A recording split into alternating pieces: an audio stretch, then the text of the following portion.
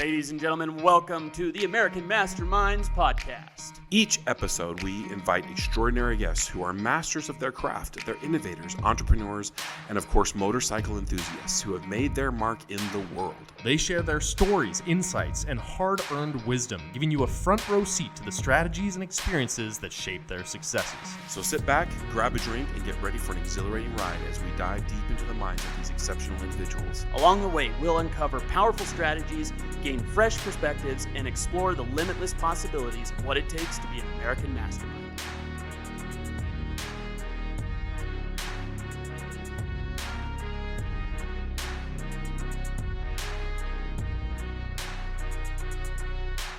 Ladies and gentlemen, welcome to the American Masterminds Podcast. I am your host, Topher Sheeler. I'm joined by my co-host, Mr. Rob Adams. What up, what up? We got Alec Langdon up on the soundboard here tonight. Love to see his hand. And ladies and gentlemen, we have a very special guest with us here this evening. We have, from the Salt Lake City Fire Department, Mr. Bob Silverthorne. What's up, gents? Bob, thanks for coming on the show. Thanks for having me. Excited to be here. Absolutely. It's an honor for sure. Yeah, this is cool. I've been a fan of Bob for a long time. I've known him. I met him when I was trying on a couple different churches. I was testing my faith, walking the walk, learning. And Bob, you were always accommodating. You were friendly. You were just like you made me feel welcome there. So I wanted to say thanks for that. That meant a lot to me. Yeah, of course. Sometimes it's difficult bringing in what's this new guy all about, and where's he coming from? But I never got that off of you. And awesome. I did the men's group. We did the study group together, and it was like on a Thursday night. And it would be cold. And we'd go in there, and I'd be like, "What am I doing? What am I doing here?" And I'd walk in, and Bob would be like, "Come on, sit over here, sit by me." And awesome. I'd always learn something good. So cool, man. Yeah, it was a good experience. Right on.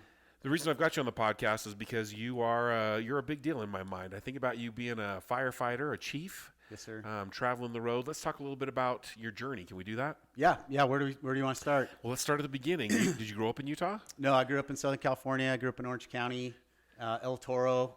What? Yeah. What brought you to this lovely state?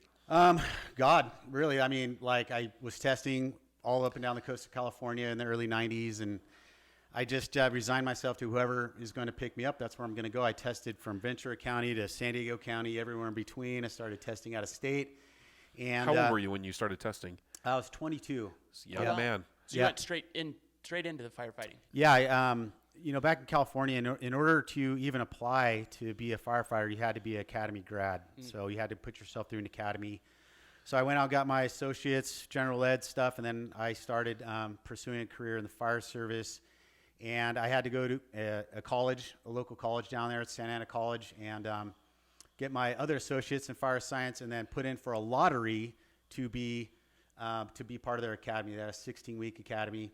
And at that point, I could start applying. So I went, like I said, all up and down the coast, and I started testing out of state, tested Colorado, Utah. And God was like, "Hey, man, what do you think about uprooting and moving out to Utah?" And I was like, "Well, it's your plan, so I better follow it." I was living in Laguna Beach. I was living in a surf shack. I could see Catalina from my kitchen. Oh, my goodness. And I was working 3 jobs, going to school up at Long Beach, 14 units. And I was on the grind. And definitely, I could see Catalina from my kitchen, like I said. Yeah, and beautiful. And paying $250 a month. It was a bro deal there. And I was like, all right, see ya, fam. I guess I'm going to Utah. I got really close with Ventura County. And went through some struggles there, just with kind of how they were hiring back in California in the 90s. And it was just kind of a challenge.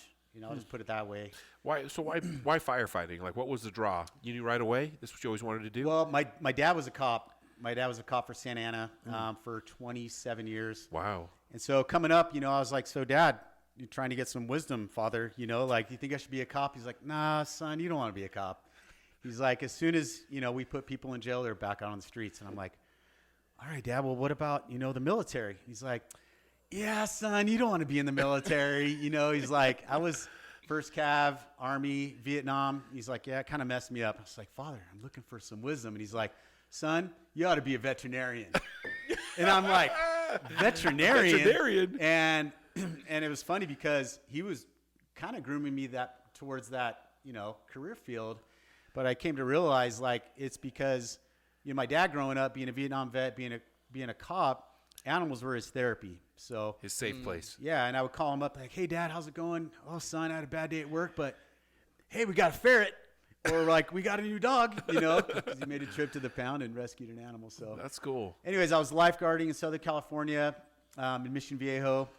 And there was a couple lifeguards there that were going through the fire science program down at Palomar in San Diego. Huh. And they started mentoring me. And of course, there's a good transition between lifeguarding and the fire department, right? You're serving, you're out there, you're physical, you've got camaraderie, there's a team aspect to it. And I decided, well, I'm just going to follow that path. And at that point, you can't really be lukewarm with your commitment to trying to get on the fire service because it's so competitive. Mm-hmm. It wasn't uncommon to find 13,000 people applying for, 20, 40 jobs over the course of a 2-year list. Wow. And so I didn't really know 100%, but I knew I was going to put in 100% effort. And the more I put myself through training and went through the classes, the more I realized this is my destiny. This is what I'm wired for. This is where God wants me to be. What was it that made you think that? Like, honestly, what was the message that made you think, I'm in the right place? A lot of it was just getting the reps, really doing it. But there was a few instructors that would come out. They had adjunct instructors that were firefighters in the field that would come out and teach. And one of them said something that really resonated with me. He's like, you won't be rich, but you'll have a rich life. Whoa. And I was like, that makes a lot of sense. Sign me up. Yeah. And then my grandmother, kind of conversely, she told me a long time ago that she's like, no matter what you do in life, you're not going to like it because you have to do it for money. And I was like, that doesn't make any sense. Like, how are we to live on this earth fulfilled and not be happy because you have to earn an income? And I just felt like this was my path regardless of what the wages looked like. It wasn't about that, it was about serving people, camaraderie, and I was like, this is me. Wow. So. Not to wax scriptural, but you kind of take me to that place, but the man is that they might have joy. That scripture I think about a lot with the might. Mm-hmm. Because I think there's a lot of that in the world. Like there's a lot of people that are chasing the dream. They're nexting themselves to death. For sure. Do you know what I mean when I say that? When I say nexting, like I just got the new car. Now what's next? I just got the new. I got the job. And next, and we do that, and they lead a life of zero fulfillment. Right. And so I think you using the language of fulfillment it resonates with me because I'm chasing fulfillment. Sure. What is it that's going to create longevity and a legacy, and what really fills my cup? And I love that you said that. But what's interesting to me is you knew back then that this was I'm in the right place. 100%.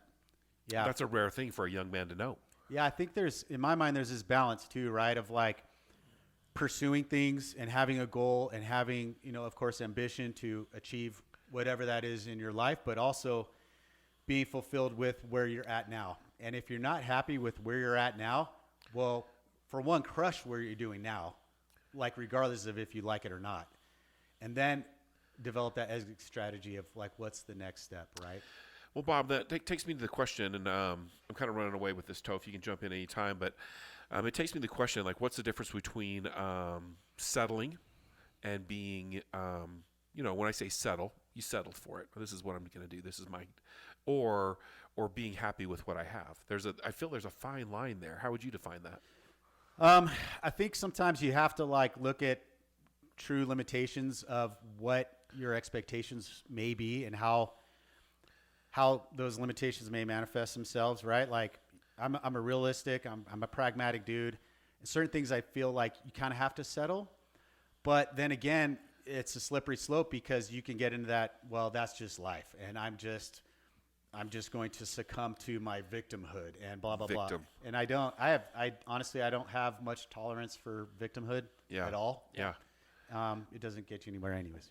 Yeah. No, this is what I want to talk about because that is the difference. And I've asked this question to a few people on our podcast because I think the ultimate answer, the common theme is one is taken from this mindset of victim and the other one is taken from the mindset of peace. Sure. And if I'm searching for peace and I'm looking for peace, I'm always growing. I'm always the student. I'm here to learn and progress. I can always do better, but at the same time, I'm not going to beat myself up over it. And so that's why I ask you, because I spend a lot of time in the beat myself up department. Like Sure. I should all over myself. Bro. Yeah. I mean, that's just common with men.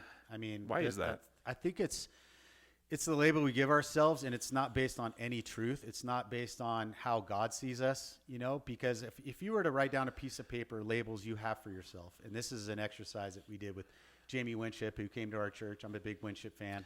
I listened to Jamie. It was a very good. I think he's been a few times actually. Yeah. But and the exercise was write down on a piece or several pieces of paper the labels you have for yourself, and almost overwhelmingly, it was self-deprecating labels that we as men give ourselves. For example, like I'm a loser, I'm a failure as a father, I'm a failure as a husband, I'm weak, I'm not handsome, all of the whatever things. it is. And then the exercise is, well, how does God see that, right? Does God see you as these things? You know what I mean? And then the exercise, well, it like visualize in your mind what God is doing to those pieces of paper. And it was just amazing, the imagery that people had, and I, of course, being a fireman, I threw them in the fire. Sure. You know what I mean? Yeah. So I don't know what is behind that. I think we're super hard on ourselves. Even people that I admire and respect and look up to and that are mentors to me.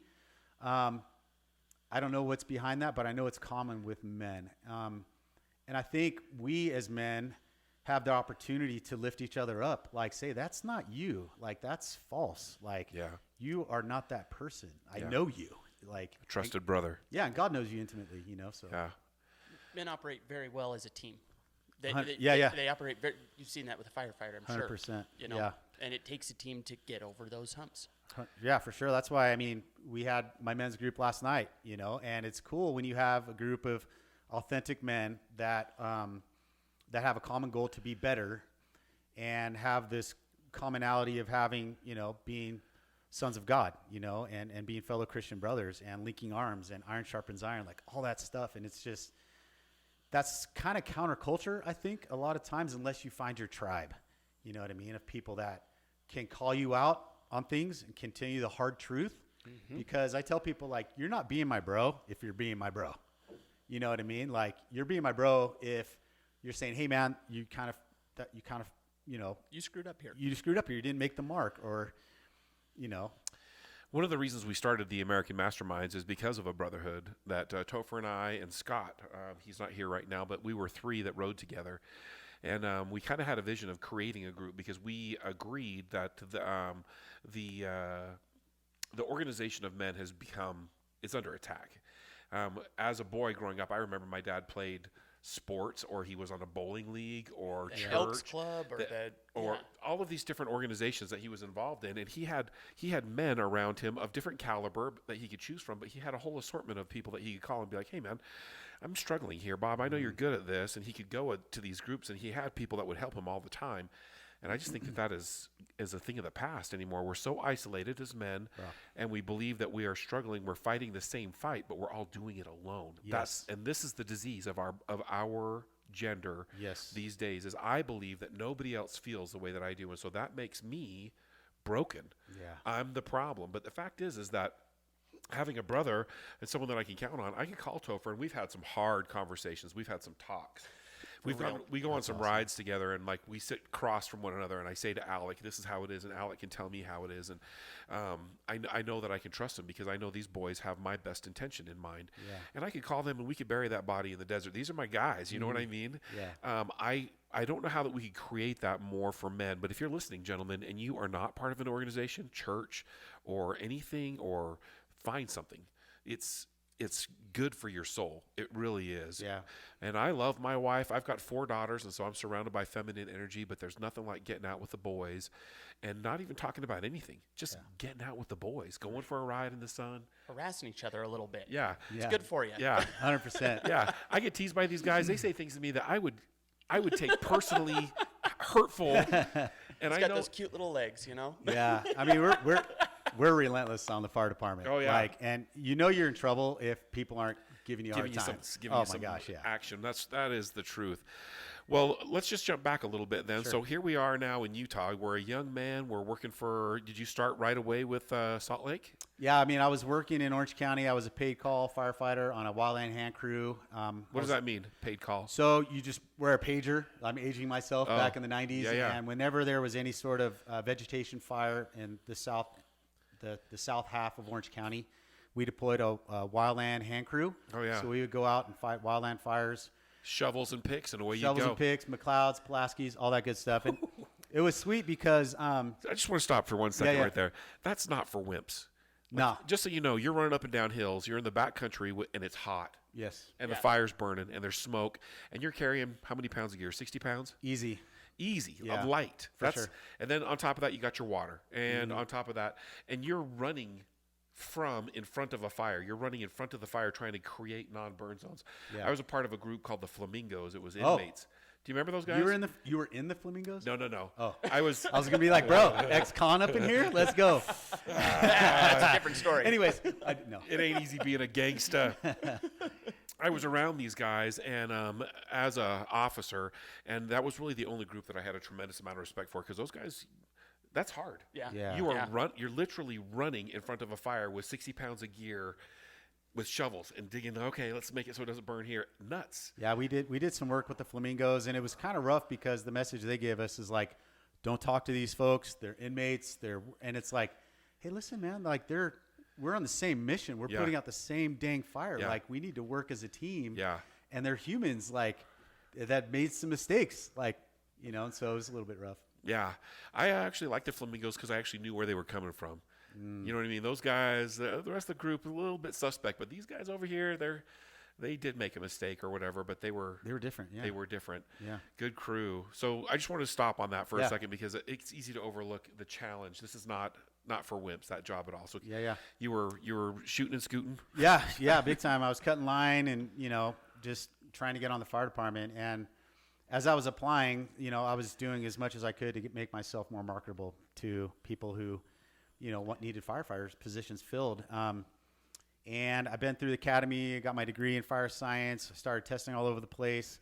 And like I said, I just uprooted and moved to Utah. And I was 24 years old and it was ready, set, go. It was 16. Were you married? No, I wasn't married at Okay. the time. Nope. I was engaged and I had to postpone wedding plans. And that was my practice marriage for all those out there. Like it was a year and a half and that's a whole nother story, but The bullet that was dodged. oh yeah, for sure. Big time. It was but apparently she didn't realize when you're married, you can't date anymore. So That's it's a thing right now. It's a prereq. Yeah, Whatever. little detail. Small little detail. And that's why we have a 57% divorce rate right now. Yeah. And I don't even know what it is in the fire department. Like it's It's got to be high. it's got to be even higher than Gen Pop, Yeah. But yeah, I got hired on and I was super stoked and I was still I had to wrap up my bachelor's degree at Long Beach. I was going through my apprenticeship. After my academy, we had at that time a 4-year apprenticeship, and I was going to school correspondence through Long Beach. And long story short, I ended up getting my degree in corporate. It's a fancy term for vocational education, but it ended up being corporate training and development. I was like, that's got a nice ring. That'll go. Looks good on a resume. Yeah, on my mantle. But yeah, it's just I've been on the job for 27 years now. Wow. And it's been an amazing opportunity. As soon as I could, I went off to paramedic school. I got my medic when I was still getting my apprenticeship. Actually, I had about 14 months on the job before they shipped me off to paramedic school up at Weber State. Wow. And the way I figured it was like we're out helping people. Might as well have another additional skill set as opposed to just Band-Aids and blood pressures, right? Sure. EKG recognition, all that kind of stuff, pushing meds all the time and just having another skill set to save lives. And I did that for a long time, forever. And then I got promoted to company officer in 2008. I was actually going through treatment. I don't know if you knew about it. I had cancer. I didn't know that. It's a whole kind of another story whenever we want to dive into that. But I do want to dive into that. Ended up getting diagnosed with Hodgkin's lymphoma in 2008. And I was on the list to be a captain. And I was like going through active treatment up at Huntsman, getting dosed every other Monday for 4 months. And 3 months. Had 2 surgeries, 3 weeks chemotherapy. I ended up breaking my arm in the middle of that. Oh my gosh. I'll tell you that story. So I went through chemo, and they kind of know a guy. Yeah. And then they. By the way, I had cancer. Yeah. Like Hodgkin's, that's not like a skin cancer that you get from too much. Yeah, it's of all the cancers, it's kind of a wussy cancer. It's it's something that doesn't it responds really well to chemotherapy, and anyways, talking about the arm broken story. So I go through chemo, and I'm about ready to start radiation. And there was a span of time where your body was healing from the chemo before they start radiating you, And then I started feeling pretty decent. But your mind thinks you're feeling good because you kind of do feel good. You're not going through chemo anymore. Right.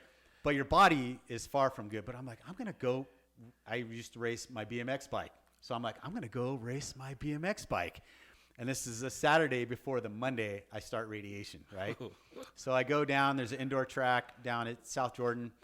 And I pay my $15, and I'm like, I'm going to do the practice laps. I was on my second lap, and there's this sweeper where you have to be kind of delicate on, on the pressure on your pedals and wheels and all that. Ended up sliding out, and I landed on my arm. And I kind of shook it off. I'm like, gosh, dang, I guess I'm not going to be racing. I got my $15 back and go home, and I'm like, babe, this doesn't feel like a regular sprain to me. She's like, well, go down to the Instacare and get some pictures taken. Full-on ulnar fracture. Oh, and I'm like, well, that sucks. And then all of a sudden I'm starting to get pissed because anything to delay treatment was bad for me because I want my life back. Yeah. You know You're what ready I mean? to be done with this. Yeah. And so I get in the soft cast. I go Monday for my first radiation appointment. They'd already mapped me and all that. And I'm like, hey, so is this going to affect, radiation? She's like, nope, no factor. She's like, we're going to put you in this position. We're just going to radiate your armpit. And I was like, all right, cool, perfect. And I think it was the first time in a long time since I was a kid where I saw the look in my dad's eyes of like disappointment. Like, what the heck are you doing? Here we are. Your mom and I are scared to our wits' end, and you go out and break your arm racing your little BMX bike. It's like, yeah, sorry, Dad. I felt like I was 15 years old and getting the scolding from pops. The what were you thinking? What were you thinking conversation? I'm trying to race my bike. I wasn't thinking, Dad. Yeah. Yep. That's okay. So now you are getting. I've got so many things I want to talk about, Bob. This is getting deeper and deeper. Sure. You have Hodgkin's. Yep. You're getting you did 3 months of chemo. Yep. And then radiation for how long? For another 3 weeks after that. Yeah. And I broke my arm, and I was cleared from, the cancer stuff to go back to work, but then I still had to deal with this, so I was on light duty for about a month until my arm healed up. But yeah, it's an interesting story of how I found it, if you want to go into that or not. Please. So I was at the fire station. I was at Station 5, not too far from here, and I was in the computer room. People were kind of milling around there, and I had this little almond-sized lump in my armpit, and it was pretty superficial. You can actually kind of like palpate it, move it around, and you can kind of push on it and it would like stick out. And so, of course, in true fireman fashion for shock value, you're like popping this thing out, and everyone's like, oh gosh, what is that? I'm like, I don't know, just something weird, like weird Silverthorne, like genetic-y something. Yeah, weird deal. Yeah. And my medic partner at the time, super heads up dude, Anthony Burton, shout out to Anthony, he pretty much saved my life. He's like, hey man, you ever think about getting that checked out? And I was like, being a dumb guy, I was like, nah, it's just, yeah, it's just some weird. What's the big deal? Ingrown hair, some weird cyst, And he's like, yeah, man, maybe, think about getting that checked out. So I go to my primary care physician, and she's like, yeah, you've got this lump in your armpit. She's like, whatever it is, you don't need it, so let's get it taken out. She's like, it could be a sebaceous cyst, it could be a lymphatic system fighting off infection, or it could be lymphoma. And I'm like, well, that sounds like cancer. She's like, yep. That's what it is. And so I'm like, well, process elimination. What do you do? So surgery, okay. And literally, like, she's like, I got a surgeon right across the parking lot, and I'll just call him right now, and we'll get you in for an eval. But in the meantime, we'll put you on antibiotics, see if this lymph node, whatever's going on in your pit, sort of chills out. And so I go over there. I mean, literally, like that day. I go over there, and he's like, Yeah, you've got this little almond-sized thing that's on superficial, but what's even more concerning, what I'm finding deeper inside your armpit. What? Totally unbeknownst to me, because your anatomy is such that, you got your pec and your lat, and it leaves this big cave for things to hide in, right? Huh. So he showed me how to do it. Nervous. Yeah, literally, like he shows me how to do a physical exam, walk my fingers across my chest, and sure enough, I had this handball-sized mass deeper in my armpit. And, I go in front of the mirror, and I don't normally like the guy in front of the mirror to like flex or whatever, but I do like this like lat stretch, and this thing just goes. What? And I was like, what? I'm checking right now. Yeah. Check all. I tell people, I'm like, don't be shy. Check all your stuff out. Go downtown to the boys, all that, And he's like, I'm pretty sure this is lymphoma, but look, we're going to have the surgery, send off pathology, all that kind of stuff. And I had gone to Portland to recover. That's where my wife's from. And also, I started spilling lymph fluid in my armpit. And it was like it got really big, and there's fresh sutures, so it looked like it was going to pop my sutures. And it looked like someone had shoved a pickle under my armpit. So I called my doc. I was like, hey, I'm spilling lymph fluid in my armpit. He's like, yeah, don't worry about it. We'll get you back here. We'll take care of it. I'm like, I don't think you understand, man. Like, this thing's... And so I took it upon my own hands. I was like, I'm just going to go to the emergency department down there in Portland. And so I was like, hey, I'm spilling lymph fluid. I just had lymph node removal out of my left armpit. And he's like, yeah, no factor. We'll start pulling fluid off. So he gets a syringe. It's like probably a 10 cc syringe, and puts the angio in my pit, starts drawing off lymph fluid. And then he disconnects the stopper. The vial, and he still has the needle in my pit, and he's like wasting it. Meanwhile, it's like pouring out under pressure out of my armpit, and I'm looking at this, and there's like this like yellowish fluid. I'm like, well, either that's beer, and it's a decent possibility because I've had a lot up here in the Pacific Northwest, like with the fine craft ale, or it's it's lymph fluid. And I went back, and I had a subsequent infection and all that kind of stuff. So got that wrapped up, antibiotics. He went in, and there was some undissolved sutures that caused an infection, and then finished went through chemo, and then that final nugget, they decided to leave it in there initially for a couple reasons. For one, it served as kind of a marker to see if chemotherapy was working, because you can literally go in your armpit and feel like, oh yeah, it's getting smaller. And plus, they initially didn't want to mess with it because it was in a tricky spot. They're like, there's some nerves around there. We don't want to run the risk of paralysis down your arm being a firefighter. I'm like, yeah, agreed. Yeah, please. I'd like to use my left arm. That'd be awesome. And so after they took out the lymph nodes, came back positive, Hodgkin's, went through chemo, radiation, and then the final surgery is removing that last little nugget, that I call it, and the Hodge is gone. That's what I call it. It's my friendly name for the Hodge. The Hodge. Death to the Hodge. Death to the Hodge. But the Hodge never sleeps, No. Got to be on the defense. Got to be awake. Interesting.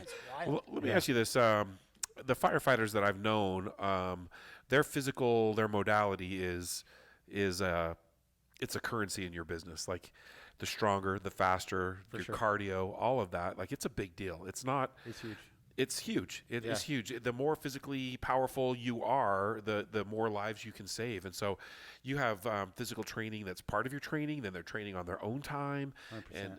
And so the reason that I'm bringing that up is because I've been injured before, and I'm pretty physical. Nowhere near a professional athlete is what I consider firefighters for the most part. Like, if they're really into their game, right, they're athletes, and the game they're playing is a pretty serious game. Yeah.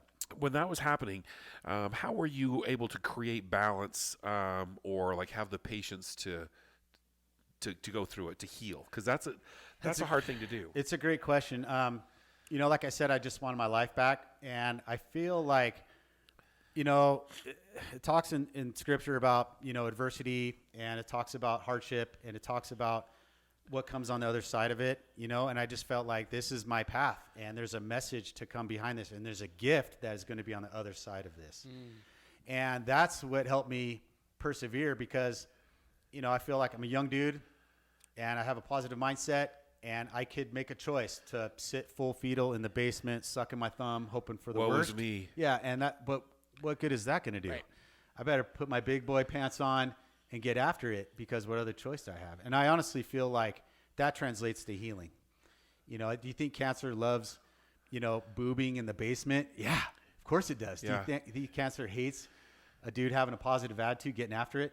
He hates that stuff. Yeah. You know, so The Hodge hates it. the Hodge hates it. And the thing is too, is that whenever I go through some sort of challenge, it's like, okay, this is an opportunity to learn something about myself. And there's always a message that comes through challenges, right? I don't want to be in a cushy cruiser life because we live in that world already. And so either we give ourselves challenges, whether it be physical or mental challenges or whatever, or things just happen because of life circumstance. And so truly, like, the gift that comes with going through something like this is perspective of the things that really matter in life, right? And so For example, this perspective that you gained. that all the stuff that we typically, you know, concern ourselves with, oh, that guy cut me off, or that Starbucks coffee's too expensive, or like, you know, my boss gave me a weird smirk. All that stuff that like occupies our brain and is concerning, it doesn't, in the scope of things, it doesn't really matter. It matters to some extent, but not really. Right. What matters is, honestly, is this, and love. It boils down to love, if you can just put it simplistically. And that's like friendship, brotherhood, loving your children, having that legacy, having a purpose, serving, you know, all that stuff. And so I feel There like it is, the wealth. yeah, I feel like God was like, this is the gift I'm giving you, is perspective. And so now, you know, flash forward, what is it, 16 years later, the battle since then is to maintain that perspective. Yeah. Because you want to get drawn back into the stuff that doesn't really matter. The illusion Yeah. of significance, the illusion of importance. This matters. It's a big deal. No, it's not. It's not that big of a deal. No. How do you do that? How do you keep that perspective? I think you just got to be mindful is one thing. And then, you know, another thing would just be to look at those times when you can put yourself through a challenge. And then just be mindful of like the blessings that are given to you, you know, being purposeful and being intentional with taking a step back and being grateful. I know it's kind of cheesy talking about No, it's not you know, cheesy. about being gratitude, but like literally that, if you do that right off the bat in the morning, it just sets the whole trajectory for your day. Being thankful of the home you live in, to be able to do this conversation with you guys, to be able to serve, you know, Thanksgiving Heroes meal kits to these folks, having coffee with my boss, like right before this pod, and just the cool things, and seeing my kids succeed, and loving on my wife and seeing her, how God sees her, like this beautiful child, you know, and just all those things. Because if you don't, then you can get sucked in this, like, I think of it as a default of like, you know, not having gratitude, taking things for granted. And it's super easy to do. And, you know, for a long time, even growing up, I was always kind of tense about life. Cause I was like, whenever things were going good, I was like, oh man, When's it gonna drop? when's it going to drop? Yep. You know, and it sucks because you want to enjoy the times that things are going good. And I've really worked hard on that of like, hey man, cause I tell people like, you either have just gotten out of the storm, or you are in the storm, or you're about to go in the storm. Right. You know what I mean? And so I try not to live like braced up, like, oh, something crappy's going to happen, you know, and enjoy the moment when things are going well, but also know that like things aren't always going to go well. And how are you going to respond when things don't go well? Because you have that choice, right? Of how you respond to it. It's not the situation that matters, but how we respond to it. Like, Exactly. you know. I love this. The carryovers, dude. Every single one of them. We bring in high-level individuals. The first thing on their list is gratitude. How do you start your day? Gratitude. Yes. It is a consistent theme across every episode we've done. It's awesome. It's awesome. Cool, man. Yeah. One of the things that we do at the American Masterminds to develop and foster gratitude. Are you guys still doing it, by the way? Yes, sir. I got a little off track with recent events, but back on. All right. Well, I just had a baby. Oh, cool. Like Congrats, 3 man. weeks today. Oh, no way. Congratulations, man. That's awesome. Thank you. beautiful little girl. Is we start out every morning writing I am, two very powerful words, thankful for Bob. I am thankful for my health. And I always we start in the center. I'm thankful for my eyesight. I'm thankful for my health. I'm thankful for, and then the circle grows. Yeah. I'm thankful for my wife. I'm thankful for my girls. I'm thankful for my abundance. and now it grows a circle, and we time it, a minimum of 5 minutes every day of writing I am thankful for. Bro. And it raises your frequency to a point where it activates your mind to look for, what am I going to write down tomorrow? What am I thankful for today? Yes. What do I have in my life that is so good? Totally. And this practice or muscle, it's what you're doing is you're developing a muscle of gratitude, becomes stronger and stronger. And I believe that it deserves repeating again and again in the podcast, that this is a practice that we do. And I don't like to use the word religiously, but this is my faith. I believe that my blessing is to look for the things to be thankful for, because it's just so easy to look for. I think we're naturally predisposed to look for, oh man, I have to go to work today, and I have to pay the bills. I got to take out the trash. I have to. No, you get to. Totally. You're able to go to work today. Do you know how many people would love to be in the crappy position you're in? Yeah. To wake up in the crappy house that you're in the crappy bed that you're in, with your beautiful wife and your beautiful children. What? Yeah. Yep. I'm gonna have to steal that, man. Because I mean, I get in the morning and, I've got my list of prayers for people that are in my circle that, I want to pray for. We're really intentional with that. And, but also I think we need to balance that with like praise, know, and I think that's gratitude, praise of the things that, God's blessed you with, the things that I call it pull-throughs in my world. It's like, because God's will and your will sometimes aren't obviously the same, right? But when God's will is the same as your will, that's what I call a pull through, because it's like God pulling through on something you really wanted. Wow. But then also conversely, you have to surrender and be okay with the things that aren't in your will, because he's got a bigger plan. Right. And the unanswered prayers. Right? Yeah. And I mean, I could have easily cursed God for getting diagnosed with cancer, but I didn't feel like it was fair, because of the sacrifice of Jesus, for my sins and who I am. And I'm like, how can I blame him for this struggle that I have that's going to make me better when he did that? Like, what is that? So I'm going to use that in addition. I really like that because it sets a good vibe. And then the second part of that, if I may, is that you have an actionable gratitude. As you're writing your gratitudes down, I am thankful for Bob, I'm thankful for Alec, I'm thankful for Topher. I have to call, text, or email one of those people and say, Bob, can I tell you why I'm grateful for you? Oh, dude. If you can do that, bro, it changes your world. Oh, man, I get really the chills just thinking about it. That's rad. Actionable gratitude, it will change your world, and it is so powerful because it's a gift I can give you that you're going to give back to me. Well, Rob, can I tell you why I'm thankful for you? And then we all are edified. We all feel better. Yeah. And it's something that I've been doing for a while because I need that medicine. I have to have that in my life. I need to share my love with you so that you can share your love with me. And if we can do that, then what can we accomplish together? For sure. Anything. It turns into ripple effects. Yeah. Okay. Yeah. Like, because that interaction happens. What are you going to do? You're going to the fire station and it's going to perpetuate to somebody else. Totally. And 27 ripples is what they say? 26 ripples. 26 ripples. Awesome. And if you think about that one thing that you do can change your community out in front of you. What I like about that is not only like, I appreciate you. Well, that's great, but you're giving them the why. Yeah. This is the reason why. It's like, I think about in the fire department, like, if you're going to give kudos, be authentic. Yep. And be specific. Specific. Yep. Yeah. Thank you. Of like, you did awesome, and this is what I saw in you. Mm-hmm. And people need to know how valued they are. Yeah. And it's got to be authentic. And, we're really uncomfortable sometimes getting kudos or getting praise or like getting awards at the awards banquet because we're just doing our job. But I think a part of us feels, a sense of validation too, like I worked hard, being appreciated. And I know that's one of my love languages. I told my wife, like, touch and words of affirmation. Yeah. You know what I mean? Yeah. And for her to be able to pour into that is huge. And dudes need it from other dudes too. You know, like, I don't think it's a dudes thing. It's everybody. Yeah, for sure. The baseball boys, because we were talking about before we came on here. Yeah. That's not normal rhetoric from the coaches. But I say, hey, good job. I'm proud of you. You did this. And it changes and you could see it on their face. I call them the feral boys because they don't mask anything, right? Right. But you can change their mindset in 2 sentences. Same thing at the law office.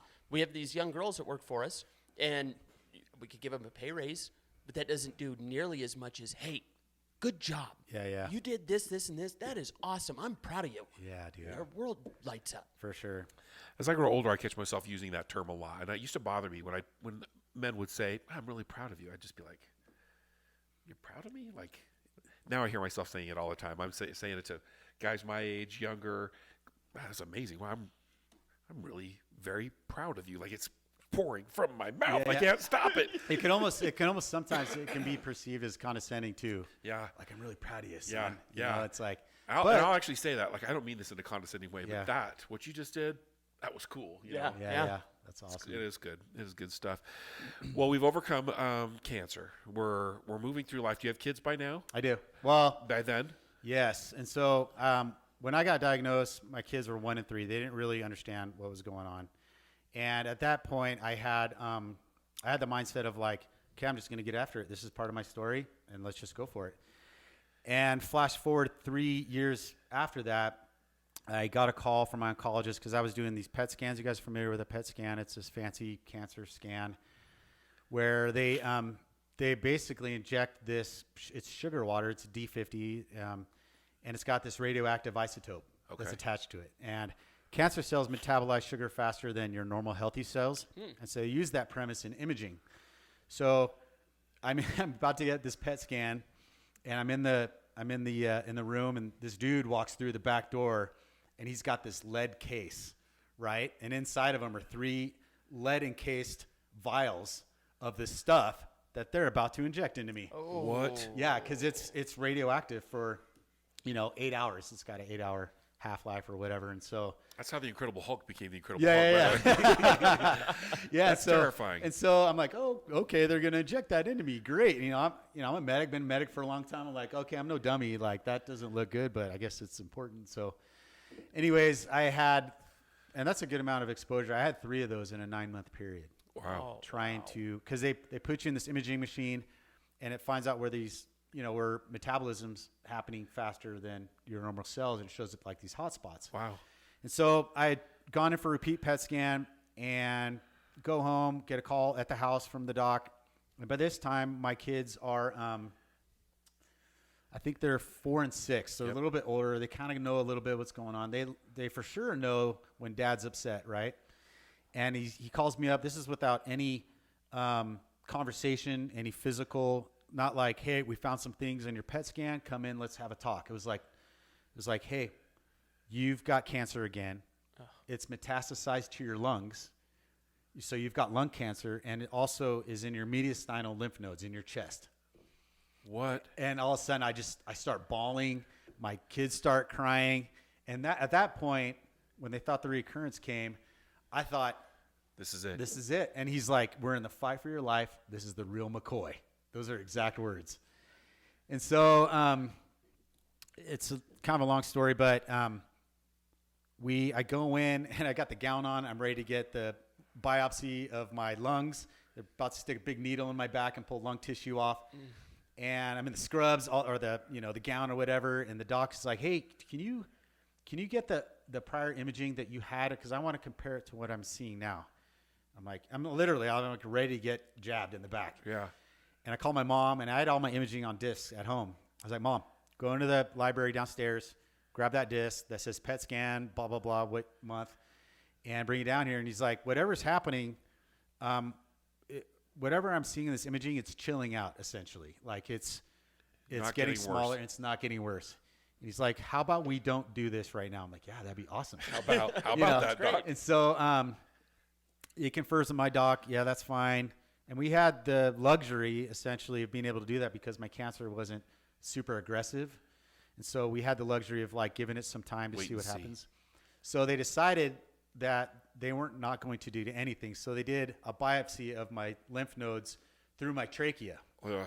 And so they put this tube down my neck, and literally, like, there's a camera and then an ultrasound, and they's like, okay, there's a lymph node, and they puncture through. And they essentially do a core sample of your lymph nodes in the middle of your chest, and then there's another one. Thpunk. I like doing sound effects. Yeah.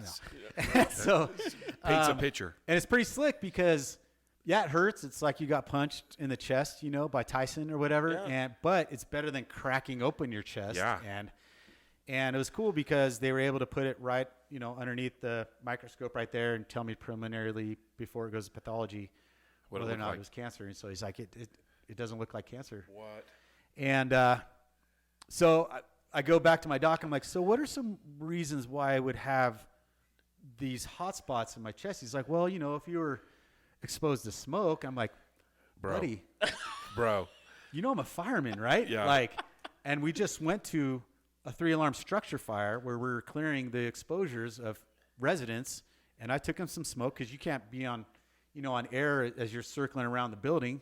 He's like, yeah, that could be it. I'm like, what are some other things? And he's like, well, if you had pneumonia. I'm like, well, yeah, pretty recently, actually. I didn't go and get it diagnosed, but I was coughing up, blood-tinged sputum. And he's like, yeah, that could be it. I'm like, dude, we could have had this conversation. Oh my God. 6 months ago. Yeah. So I ended up firing him. I'm like, dude, we are done. I'm going to another oncologist. So what? I went up to Huntsman, got linked up with Dr. Glenn. God bless Dr. Glenn. And she was awesome. She kind of saved my life. So wow, it was good. Yeah. So what did they find out? Like it just, so you had the let's stop and see. Nothing ever happened? No, it just kind of went away. Yeah. I want to punch this doctor in the neck. Yeah, it's because my lymph nodes were working on fighting off something. Yeah. I'd taken an insult to my immune system. Yeah. And it showed itself in this metabolic activity. So I like to tell people, like, all these doctors, radiation oncologists, nurses, PAs, whatever, they're all part of your cure team. You're the one that is in charge. You need to be your own advocate. And I get it. Like, we're human. It's like you're the professional. You've been through school. I'm going to put all my trust in you. But they're flawed and they're human, right? And so you need to dig through all the literature, look at holistic stuff, because, and I can go on and on, but the modern medicine's approach to cancer is super barbaric. Oh, right? yeah. Chemotherapy, barbaric. Surgery, barbaric. Radiation, barbaric. Yeah. What about, and I asked him, I was like, hey, I'm about to do this triathlon because I was slated to do a triathlon. He's like, yeah, I would just get used to walking. I'm like, what about nutrition? Yeah. I feel like just eat what you can. A balanced diet. I'm like, bro. Yeah. And literally, like, when I was getting dosed, knowing that cancer is obligate sugar feeder, right? Like, they love sugar. Yeah. That's why you should squash sugar, even though I'm having, a Coke. Delicious Coca-Cola. Yeah, which is nice. But, you're getting dosed for 3.5 hours, and what do they wheel across past your chemo chair? Cookies and... Oh, yeah, a whole cart full of poison. So it's like you're feeding the thing that you're trying to kill in my arm right now. Like, how does that work, Wow. So anyways, there's lots of other modalities that you, as being your own advocate and the general of the battlefield being your body, you're in charge of that. Yeah. You know what I mean? So Don't surrender that power. no, and honestly, you're hiring these doctors to cure you, so drill them, Yeah. And I did. My first oncologist I ended up firing. I was like, hey, I know how these doctor's appointments go. You're going to give me like 15 minutes, like, clear your schedule, see all these other people, because we're gonna have a convo. Yeah. And so we're gonna talk. Yeah. I got shoulder surgery, torn rotator cuff, and I asked the doctor, how many of these have you done? And he's like, well, what do you mean? And I'm like, I only get one of these. I just want to make sure you know what you're doing.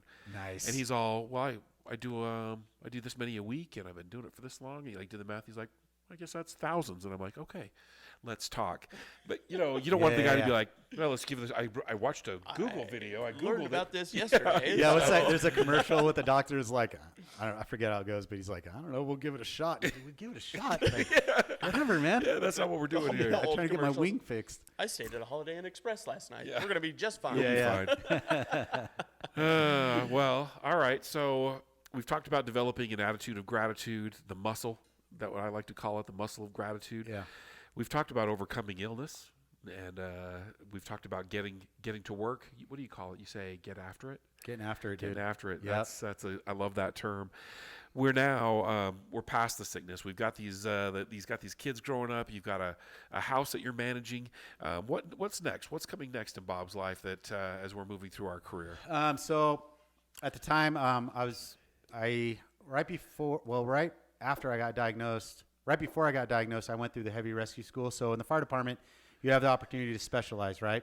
And that's the beauty of it. Like, if you kind of get sick of doing one thing, there's opportunities to do other things. So the department put me through heavy rescue school, which is like technical search and rescue.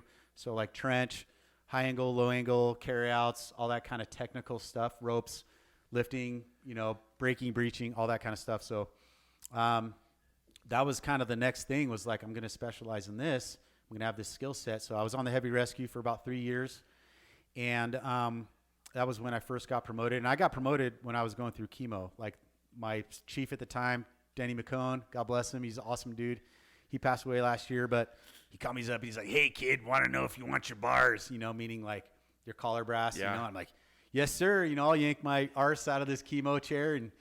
And so I got promoted while I was going in disability, Wow. And so, and that Why was, do you think that was? Because that's an incredible rare thing for a governmental department to take a bet on 100%. a broken pony. For sure. And I think because it was the right thing to do, you know what I mean? He saw something in me and he saw that I would be this phoenix rising from the ashes at some point, That's cool. And someone you respect has faith in you. Yeah, 100%. And I was like, "Yes, sir, I'll do it." And so I'm still growing my hair back, my promotional ceremony and all that stuff. And, there's always like these iterative decision making in terms of like where you want to see yourself. And it's something that kind of help push you forward on the job, because the job is awesome no matter where you're at. And it's kind of a slippery slope sometimes, because you can get super comfortable. And I think there's danger in being comfortable, even though you're happy, right? Yeah. And so I ended up getting my own crew, because prior to that, I had another officer and we were sharing. It was a dual company house, and I was kind of married to another captain. And that was awesome. It was a great opportunity, a big house, but I kind of want my own little family. So I spent 10 years as a company officer out in Sugar House at Station 3. Shout out to the Sugar Hoodlums out there in the Sugar Hood. The Sugar Hood. Station 3. And spent 10 years. And it was just one of these like unicorn moments of your career where if you just freeze that and really reflect on what a beautiful thing that was, because we just had a really, really good team. Everyone was of the same mindset. Everyone had the same attitude. Everyone wanted to do good work. Everyone was just in it to win it. They were there for good reasons. Yeah, and it was cool because like the attitude was like, because you can do your job and you can kind of check the boxes and you have a specific matrix, like this is what we do when we get into the hospital. But the real secret sauce is doing the other stuff to make the situation better, right? Mm-hmm. Even though you don't necessarily need to per se, or it's not going to save a life, but it's the extra added value. And that's where it's awesome, where the guys would be like, "Hey, why don't we do this?" Like we would have a big bleed in the kitchen, right, on the linoleum, and you're taking this person to the hospital and their elderly significant is there, and you don't want them to come back home to this scene, so why don't we take 10 minutes to clean it up just so they don't have to do this? And everyone was like, "Yeah, let's do it. And it was like that all the time. Huh. Oh, that's cool. And it was sweet because you felt like it was the extra added value and it was the right thing to do. You know what I mean? And there was awesome stories of that, Huh. Powerful. Yeah. Powerful stuff. Wow. Then, so 10 years on the Sugar Hood. Yeah. Well, they don't like to hear you say that, but Sugar House. Sugar House. Sorry, Sugar House. Yeah. Sorry, guys. And so that puts us. We've got about 3 years left then from then. Yeah. So in my math. Yeah. So at the time, the dynamic, not the dynamic, but just the makeup of the crew, they were starting to change. My engineer, good friend of mine, Dave Wall, he retired. And at that point, I knew that I wanted to be a chief officer, that I wanted to start competing to have different added value within the department and the next promotion. And so I was studying hard for that. Had a lot of good guys that I was competing with. And I had coffee with some of them today. And you're in a good spot in the fire department when you're kind of looking around at your competitors and you're kind of rooting for everyone because they're all friggin' awesome. Yeah. You know what I mean? And so I put my best foot forward. I studied my arse off. I got a ton of advice, relied on my mentors and people that I respected on the job, learned the system, learned what the competition process looked like, mastered, as much of the craft as, and it's funny because I told one of my medics, I was like, because I had 4 months leading up to the time I decided, and then I took the actual test, and I'm like, man, I only got 4 months to prep for this. And one of my medics was like, hey, you've been prepping for this for the last 26 years of your life. Yeah. Like your whole job should be constant preparation to be better. Yeah. And to learn the job and to hone your craft. And so that kind of gave me some assurance. Yeah. But I had to get through this process in order to prove myself. So thankfully the chief trusted in me to take that next step and to be a battalion chief.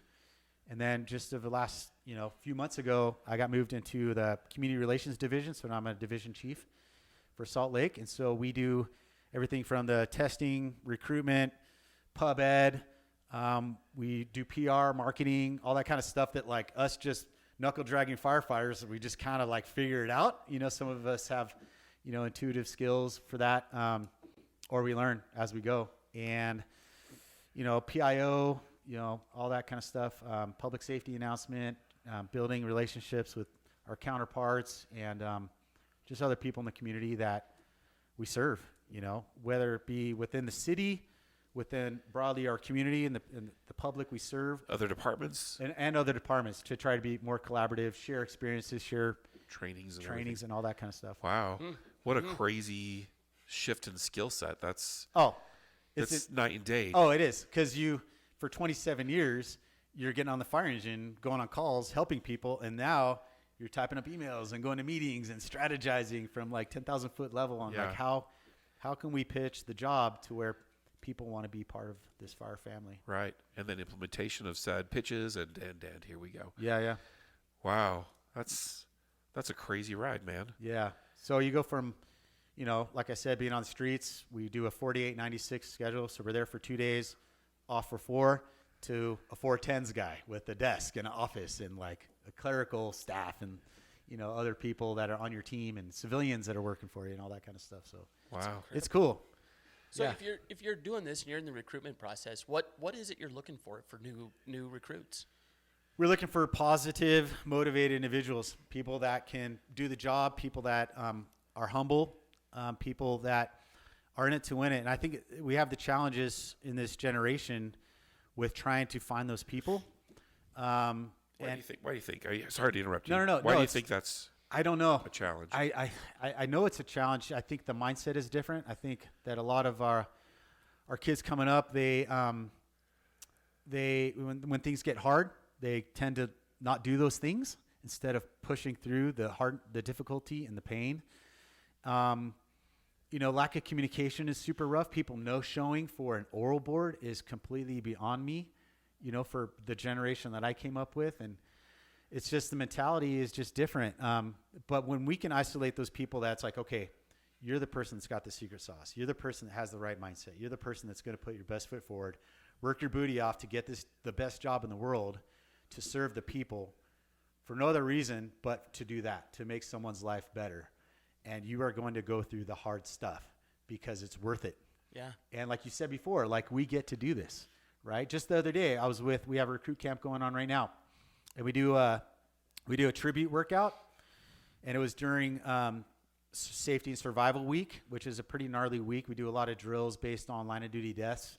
A lot of the line of duty deaths kind of push forward certain drills to combat the things that they've learned, or to face the things that they've learned from these line of duty deaths experience. So we go through a lot of those drills during that week. So it was a perfect time to do a tribute for the folks we lost in 9/11. So we did 343 burpees. Oh my God. And it was cool because after we did 7 at a time, 7 on the minute. And then while we were resting, another recruit would come out and talk about someone that we lost on 9/11 and give us their story, who he was, where he was at, his interests, what he left behind. And at the end, I kind of did my little speech impromptu, and I was like, listen, fellas and fellettes, girls in here too, we get to do this. We get to have this pain. There's people that come before us, the 343 firefighters that we lost on 9/11, they don't get to do that. Yeah. Their families don't get to applaud their husbands or wives for their successes and their their losses. Yeah. And wow. all of a sudden it's like, you know what? Yeah, this hurts. Whatever. Let's get after it. Yeah. Anyways, I don't know. I get on a soapbox about That's that a great soapbox. You get on that box, brother. That's amazing stuff. Well, with your scope now, we're talking about 27 years is my math. Is that right? 27? years in the department in different capacities, doing the heavy rescue, and then of course the EMT, all these different positions that you've been in. Like, what are the biggest changes you've seen through the scope of your 27 years in the department? That's a good question. Thanks. Just the biggest change is, we've got a younger fire department, and I think health and wellness is probably the biggest change we've seen. In what regard? Just everything from physical health. For a long time, people used to smoke in the fire stations. Yeah. And you could see it. Not anymore, but when I first got on the job, you could still see the line of demarcation on the walls from the smoke in the kitchen. Yeah. We would have fire engines that would just kick out diesel all the time, even when we pulled in the engine, to where you had soot just covering the walls. Inside the bay. The bay, wow. In fact, the old Station 3, before it got painted back in the day, it was so bad and so much soot was on the walls that you could actually write things in the wall. Gross. Oh. And the coolest thing I saw, just if there's anything cool about soot, someone had put with their finger or a sponge or whatever, they wrote, it was over the pull-up bar. Yeah. And it said, got problems? Go to the bar. And it meant the pull-up bar. You know what I mean? I was like, this is awesome. Got some stress? Get it out on the bar. That's funny. And then another big thing is we've got certified wellness coordinators that reach out to folks who need help getting through. We have an annual physical agility test. And honestly, there's no excuse not to be fit, right? We get paid to be fit. We get paid to work out. Yeah. We get paid to eat well. And it wasn't like that on the job. I never really saw a lot of the salty fire guys or gals like really get after it in the gym. And now it's chronic. Like, okay, it's time for PT. Like, what are we doing today? Oh, we're doing this WOD, or we're doing this AMRAP, or like it's just a lifting day. Yeah. And we have amazing fitness facilities in our station. Yeah. And so that culture has definitely developed. And then another big thing in line with health and wellness is mental wellness. Because for a long time, and there's still some of this weirdness around that's just based on ego and falsehood and just lame, is like, you can't be a wuss and blah blah blah, and what are you doing being affected by these calls? And it's just like, you're an idiot, dude. Yeah, you can't unsee some of that stuff.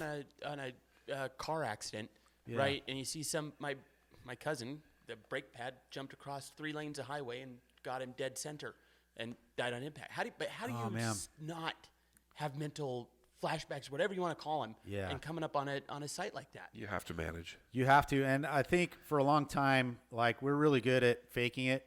We're really good at compartmentalizing it. It's like a survival mechanism, right? And so I got deployed to 9/11. Sorry to just throw that out there, but one of the guys I went with was like, hey, listen, because he'd been on the job for a while and he'd seen a lot of stuff, and I was super new on the job. I had to think, 4 years on the job. And he's like, we're going to see some stuff that it's going to stick with you. And it's not anything anyone should see. And that's the last 27 years of my life. Like, these things people shouldn't see. Yeah. And he likened it to, you put these memories or these visuals in this VHS tape. I'm aging myself again. VHS tape. And you put it up on the shelf. And you don't get rid of it, because every once in a while you got to pull it off the shelf and put it in the thing and play it over to kind of process it. So that's like an imagery of compartmentalizing it. Yeah. But I think there's a way to say there's a good chance that I'm kind of jacked up, right? To say like, no, I'm fine, it's a lie. Whatever scope that is, whatever level, like I'm really jacked up and it's manifesting myself and blah, blah, blah, blah, blah. Or I'm kind of jacked up and some stuff is like underneath that I don't really know is happening, but it's there. And so we've been mindful of that. We've got a peer support team. So when things happen, we deploy this team that comes out, we do a debrief, we go out of service, we talk about it. It's not therapy, but it's just an awareness of like, these are some things you can expect to be feeling. There's some, mind processes to put it in, coming out of the lizard brain or the primitive brain, bringing it into the frontal brain, and just help process it that way. And then we've got our EAP, which is like our employee assistance program. And I'll be honest, like it took me a long time to consider therapy, right? Yeah, tough guys don't go to that. Yeah, because it's like this like stigma, and then all of a sudden there's things that are happening at my house and my kids don't want to be with me. My wife doesn't want to be with me. She's like, what's up with you, dude? Like, you're just different. And I'm like, disconnected and angry and all the things. And on the surface, you think, well, I'm fine. I'm managing. Yeah, I don't know what you're talking about. Like, I'm going to work, blah, blah, blah. But obviously, like, if she's saying something because she's super patient and gives me a lot of grace. So if she sees something enough to say something, then it's gotten to that red line level to where I've got to take it seriously. And I was like, yeah, I am kind of jacked up, and my normal coping mechanisms aren't working. My go-to is to go into the gym. Yeah. And all of a sudden, I'm like, she's like, yeah, dude, you're not the same dude. And I'm like, okay, well, I'll try your therapy, whatever. I'll try therapy. So I got a recommendation from another fire guy who was bold enough to be open with me and say, hey, man, I got a guy. And I'm like, you got a guy? He's like, yeah, bro, I got a guy, I'm like, well, can I try your guy? And so I start going there. And after my first appointment, I'm like, why does everyone not go to this? Every human is going through something. Yeah. And I'm like, I told my lady, I was like, this is like the brain spa. Yeah. You go to like the day spa, you get the pedi, and you get the back massage and blah, blah, blah. I'm like, this is like for my brain. Yeah. And it was amazing. And it completely turned my whole thing around, like 180. And it wasn't anything, and this is just my experience, but it wasn't any dark place we had to go to. And I know like that's potential and for sure for anyone. But it was interesting to me because he just asked me questions that I hadn't considered. Mm. And I'm a big thinker, like I'm a big processor. And so when he asked me these questions, I wouldn't normally ask myself. It allowed me to kind of like, what should I do about that? Yeah, think about it in a different way. How do I feel about that? Yeah. Yeah. And of course, talking to a professional, talking to someone who is like third-party guy. And it was huge. So I'm like... It's interesting that you take that back then to work, and you're being like, man, Bob, you're never going to believe what I learned the other day. I learned, can you believe that? And then, I don't know if this was your experience. This has been my experience where I've gone back to other men and said, you're not going to believe that I had this experience and I've been thinking about it this way for my whole life. Yeah. And they're like, I've been thinking that same thing, or I've been going through that same thing. And if they're getting healthy too, then they can throw the ball back and like, well, actually what I did was, have you experienced that? Yeah, for sure. And, people that, are willing to be vulnerable and open up. And I'm like, well, this is my experience. Maybe have you considered this? And then all of a sudden it's like, oh wait, it's okay to go get therapy. It's okay that Bob's going. Yeah, must be something that I could do. Yeah, and the guy, Captain Wilcox, is over our peer support program. He does an amazing class, and we've done it job wide of bringing this to light, getting rid of that stigma that is just silly and it's destructive, right?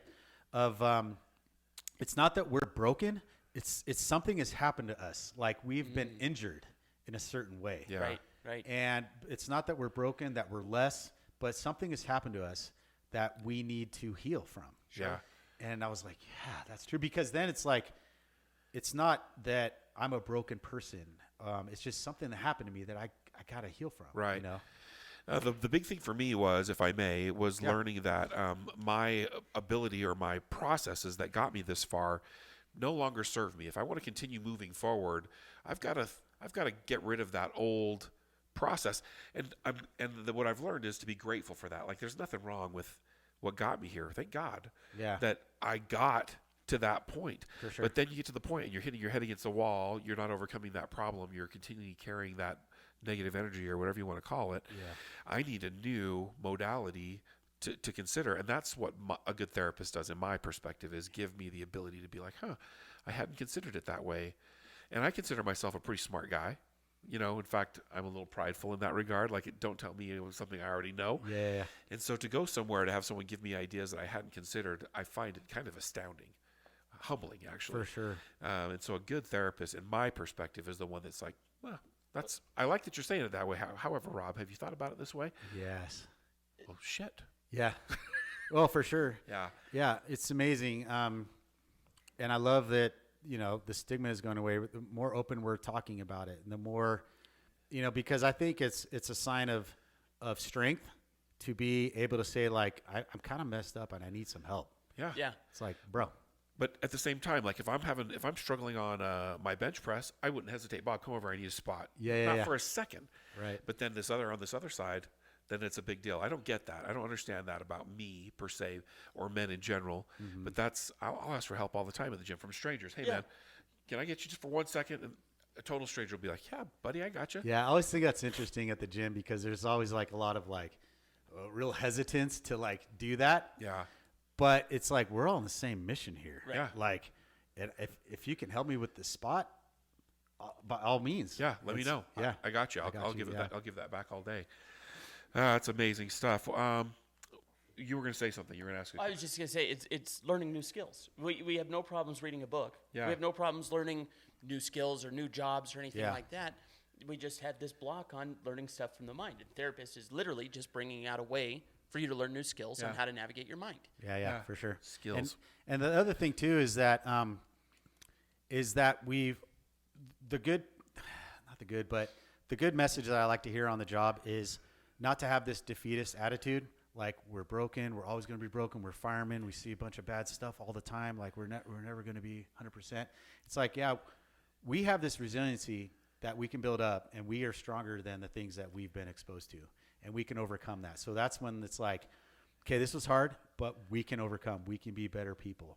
Or else, if we don't, if we're wallowing in this self-pity, victimhood, whatever, then it translates to all these destructive things. Whether you're, destroying your life with substance abuse or, violence or, not being cool to your spouses or, your love, it manifests itself in destructive patterns. Well, I would imagine it's got to be some sort of like it's almost a badge of honor. Somebody has to see it. Yes. Okay. And you kind of take pride in like, I am the one that's going to respond to this. Yeah, I am send me. the one. Send me. Mm-hmm. Right. Yeah. And if you do it right, it's all in how you view things. For sure. And if you have the right attitude towards this, you're the one that is going to be called. Right. And you're the one that's going to save somebody too. For sure. Yeah. It's like, was it Joshua talks about, I forget how the scripture goes. Like I suck at quoting scripture, but it's like, it's send me. It's like, who do I send? Here I am. Right. Here I am. Yeah. Send me. Here And I I'm am, like, send me. and I told my son this the other day, I was like, someone has to respond to this particular situation. Someone has to help this person. Someone has to see something that people shouldn't see. Yeah. Might as well be me. Right. Right. So That is right. Wow. So many things, so many good things, Bob. This has been a great conversation. One of the questions I like to ask people who have had a tremendous journey along their way, especially something that you've applied yourself to this craft of yours now for many years, is if you could go back and talk to that 22-year-old that's thinking about moving to Utah, 22 or 24. I was 24, yep. Thinking about moving to Utah, what advice would you give that kid? Who's thinking about moving to Utah or just thinking about taking a leap? Just got the job. You just moved. You just like, finally, I've got the chance. This is it. For someone to You, this guy. Yeah. What would he say to that guy? just go for it, dude. Just send it. Yeah. Trust it. Trust it. Trust the path. And look at the signs of like the reason. Look for the signs of that. This is for you. This is part of your journey, and step into the things that weren't part of your plan necessarily, because it's what God has for you. You know what I mean? And listen to those promptings. Listen to those things that are like seizing these opportunities, because when an opportunity presents itself, you have a choice, right? You can be like, nah, I'm okay. I had this experience a long time ago when I was doing a ride along with Orange County Fire, and we went on a call, and the medics took the patient up to the hospital, and they asked me, hey, if I wanted to come up, and I was like, oh no, I'll just see you later. And I get back in the rig, and the captain's like, hey man, what's up with you? Why didn't you go on that call? I was like, oh, just being the passive guy. Yeah. Right? Oh, I don't want to. He's like, you just missed out on a great opportunity that not a lot of people get. Is because I was comfortable just kind of being in my own little, I'll just go back in the engine where it's tidy with the captain and go back to the station. So I think, step into those places of discomfort, There's a risk a lot to save a lot, right? No risk, no reward kind of thing. I know it's scary. It was scary for me. I mean, I left my whole family. I left my job. I left all my friends. I went to this strange place. A view of Catalina? Yeah, a view to Catalina. I was plucking avocados from my neighbor's avocado tree with a pike pole, which is a fireman term, tool. And because God was like, this is what I have for you, man. You could have got hired on in California, but that's not the path I chose for you. This is what I chose for you. So walk through that door, as scary as it is. Oh, man. You know what it reminds me of? We just went and saw Jordan Peterson. Oh, Jordan B. Yeah. Let's go. And he gave Lobster? You talk about lobsters? No, he talked about the book of Abraham. Yes. Okay, and he defined what faith is. Okay, Awesome. and according to him, and he's going through this. He's got a book coming out in November, I think, right? And that his definition of faith, and he was describing Abraham and whatnot, is the ability to step out of the tent. Yes. That is all that it is. If you have the faith to step out of the tent, God's going to lay the path out for you. Yeah, man. And you hit that right nail on the head. Right on. Yeah, I'm a big fan. There's all the J's in my life that I love, right? Like there's Jesus. Yep. Then there's Jocko.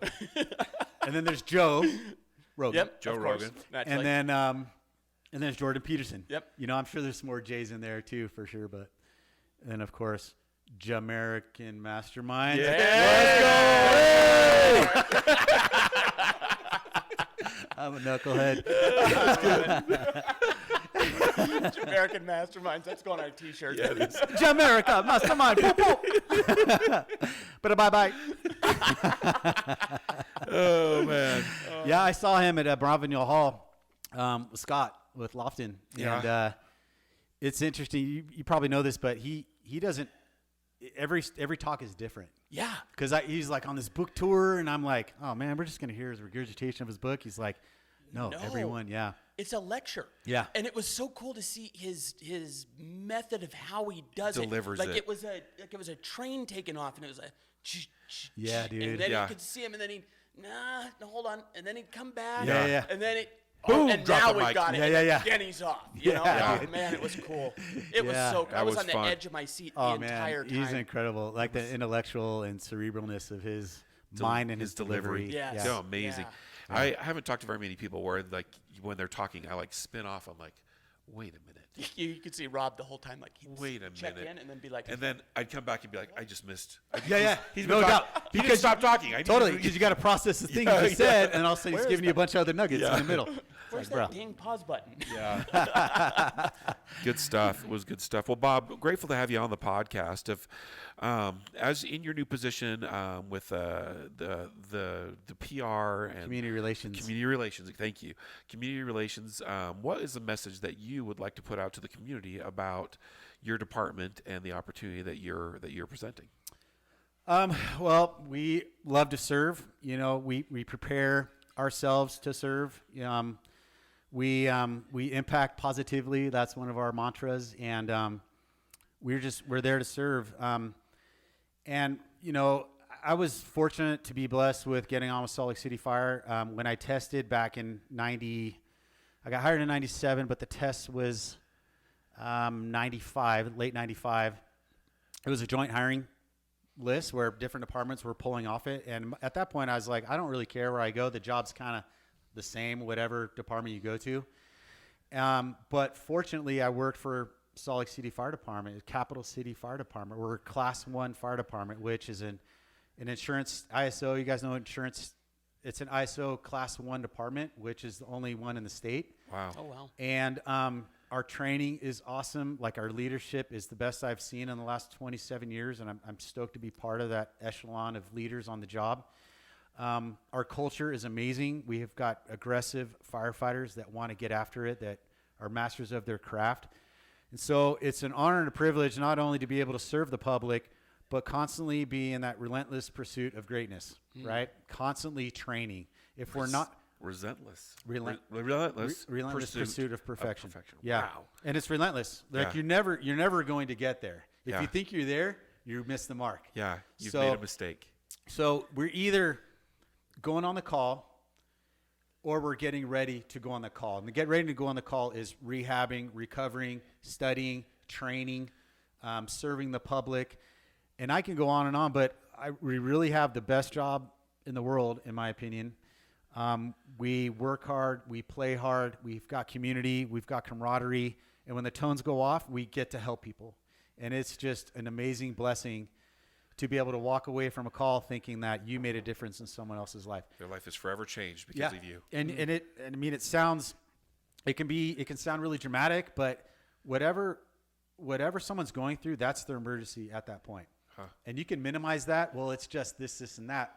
But us as firefighters, we don't see it that way. We see it as like, that's their emergency to them right now. Huh. Whether it be a bee sting or someone got shot, you know what I mean? Yeah. And they both are two different things, and people like the fire department, like, we are problem solvers. We get called for some of the silliest stuff, but we go and we help, you know. Things of like, you know, smoke alarms. It's like, well, you know, it chirps because your battery's low, and you have this opportunity to teach them like what these beeps mean, you know, and everything from that to getting the cat out of the tree. Like, we do that stuff because it's their emergency, and we're happy to help. So we have an amazing department. We have amazing training division. The culture is healthy, or health-centric and health-focused, not just physically but mentally. And we see rough things, and there's definitely like injuries that have happened to our brain for sure. But we also have the resiliency to overcome those things, you know. I go back to this pastor, Erwin McManus. He has this quote of, it's about the warrior. The warrior stands in their pain, and they find the power of resilience, because the resilience comes from the joy on the other side of the pain. And, you know, I embrace that. Like, we are warriors. Like, we will stand in that pain because there's joy on the other side of that. And we want to, you know, absorb that from other people's pain. Like, your pain is our pain. So let me help you get out of that painful situation, whatever that is. Powerful. Anyways, if you're looking to get on the fire department, get on the fire department. Seriously. Do it. And go all in. And I'll just put a plug in for our fire department. Like, we're on a constant hiring cycle. So we're on a 6-month cycle. So when one cycle closes, another one opens. So we do it twice a year. Okay. Which is pretty atypical. Most civil service tests, you test once every couple years. Right. You camp out on a list, and they may or may not call you. Right. So we test for a specific academy, right? So the test that we're having, this next one will be for the fall of this year. Yeah. Yeah. Wow. So great stuff, Bob. Grateful to have you on the podcast. American Mastermind fans, this is a great podcast. I know I say that a lot because we had some really amazing guests on here. Please subscribe to this podcast. Listen to these messages, the message of resilience, the message of gratitude, the message of faith. All of these things are things that are underlying in every person that we've interviewed. It is their theme. It is their life and their mission to understand that, to stay in that centered place where they can have gratitude. They can stay in that place of enlightenment is the word I want to use. Please tell friends about this podcast. Share the podcast. Share this story with about Bob here. He amazing story and a great cause and a true hero in my perspective of someone who wants to serve in the community and make this place a better place to be. So grateful, Bob, for having you on here. Thanks for having me.